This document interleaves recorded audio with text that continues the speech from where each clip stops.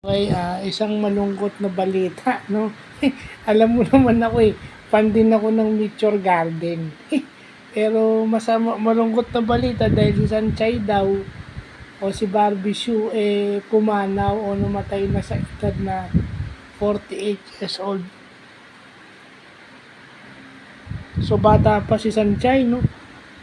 4 na taon lang ang tanda sa akin. Bata pa siya. Kaso kasi influenza So yun ha, yun. Yun ang yun ang idadagdag ko bukod sa makikiramay ako kay Sanchay.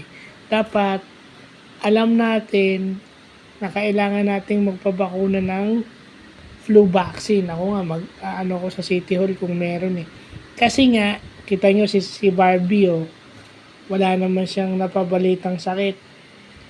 Nahawaan lang siya ng trangkaso habang nagbabakasyon siya sa Japan. Ayun, wala na. Influenza, yung grabing sintomas ng influenza, nakamamatay talaga yan. So, again, Sanchay, rest in peace. No, marami ka napasaya. Yung series nyo, lalo na ako kasi batang 90s ako no. Nung yung Nature Garden, hinahabol ko talaga sa online.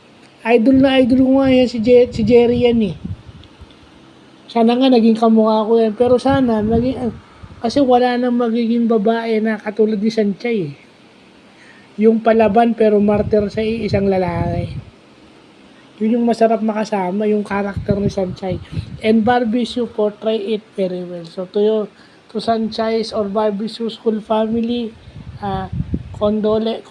condolence and may you find eternal happiness in heaven.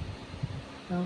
Sabi nga ni Daw Misi, heaven had found an angel. So, ibig sabihin, napakabait na tao nito ni Sanchay. Bukod sa maganda na, mabait pa.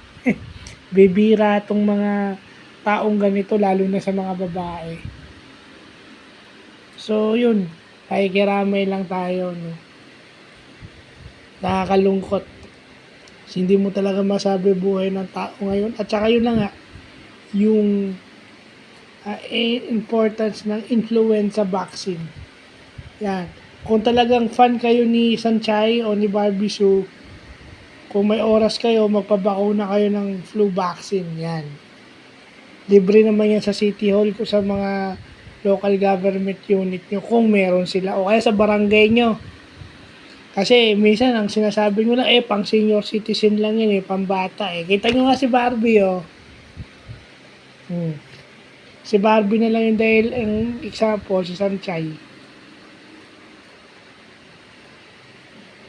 So, yun lang po.